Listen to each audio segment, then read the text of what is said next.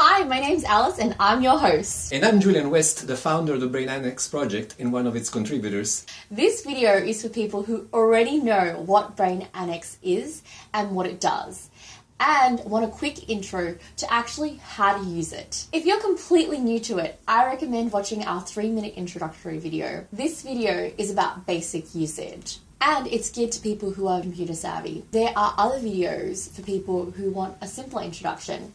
I'll assume that you already have an account on Brain Annex, either a hosted account or a self-hosting account on your own server. Let's just say you create an account on Brain-Annex.org with the username Valerie. You can go onto the login page and log in. Here we're logged in. This is your new account, so it's empty. You can think of this page as a counterpart to your desktop, or being at the root. For a concrete example, let's say you started a new job.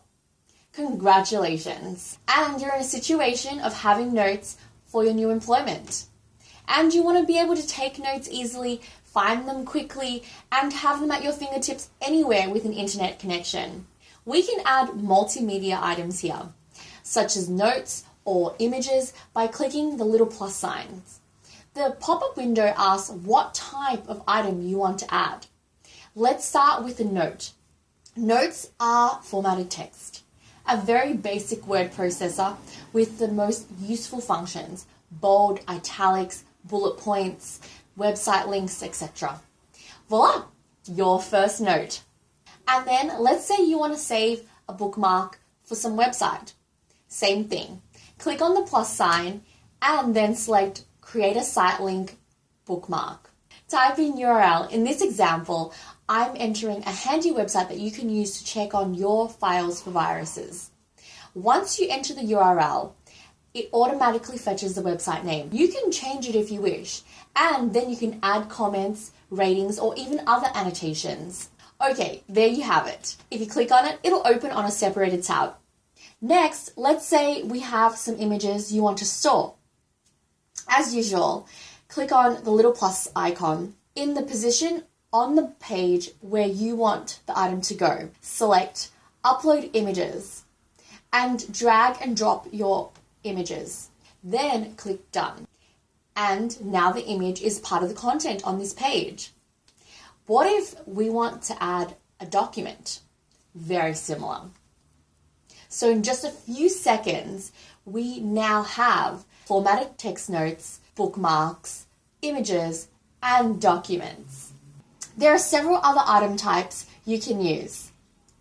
And you can also make your very own by creating or modifying simple plugins. That's the power and beauty of Brain Annex. It's plugin driven, so extremely customizable for your company needs with minimal programming. Plugins are easy, even for a junior programmer, because of the extensive support provided by the core module. Please keep in mind that everything you saw in this video is based on the particular version 3.10. By the time you watch it, there will probably be newer versions, so some of the details may differ, but the general gist should be the same. What next? Maybe you add a personal note about a favorite lunch spot near work. Let's put that at the end. Now, your page is growing. What if you want to organize it? You could add a section header like this. Another example. And now your page is beginning to have some organization. If you want to move items around the page, you have a variety of options. You can explore all various controls. For example, to move items around, to edit them, to add them, to tag them with categories, to delete them, to copy text to the clipboard. Details are all subject to change and will be covered by other videos, or check the documentation on BrainAnnex.org. But what to do when the page gets too big? Just create another category.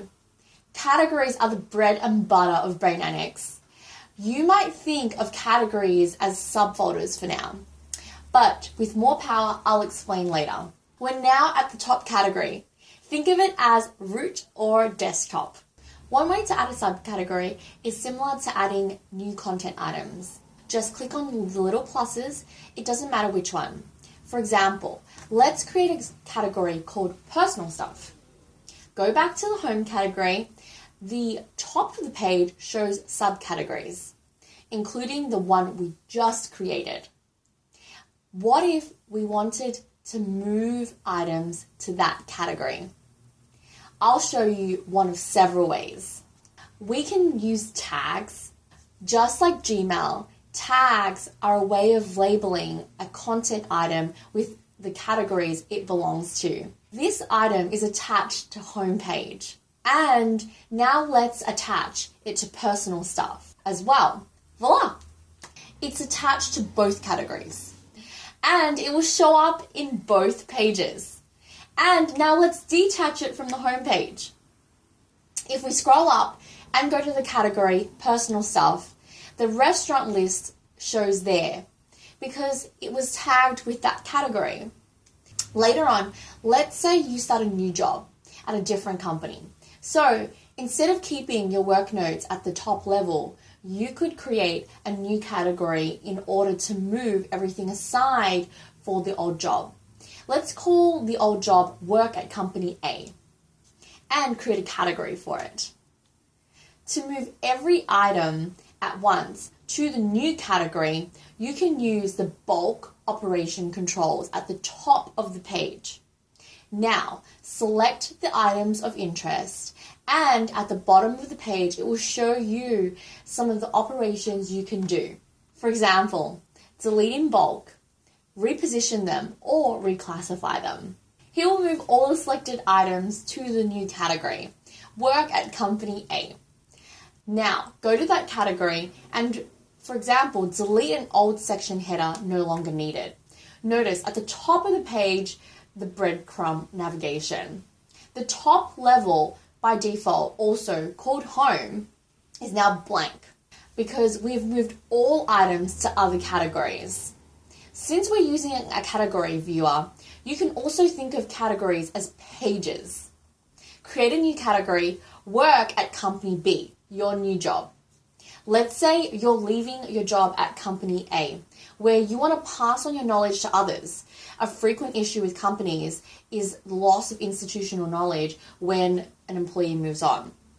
One goal at Brain Annex is to help with that. Before you leave your job at Company A, just remove any irrelevant items. Then clone your Brain Annex account if the account was your personal account. Or you can transfer it to the company if it was a company account. Let's wrap up with one final look at Company A. On the right, there are navigation boxes. Details subject to change in future versions, but you have a variety. For example, an alphabetic list of all categories, all related categories, such as parents, children, and sibling categories. You can also have pinned categories. One last control, the category edit. Next to the category name, it takes you to the page for the management of categories, including renaming them, specifying their relationships, and pinning them. The category being edited now is Work at Company A. It's showing its parent categories and its subcategories. Currently, there are none. Let's add a new category, Project Z. There! At first glance, categories might resemble subfolders, but they're much more sophisticated because a folder only belongs to its parent, whereas a category may belong to multiple parent categories. So it's not the tree, but the more sophisticated structure called the directed graph.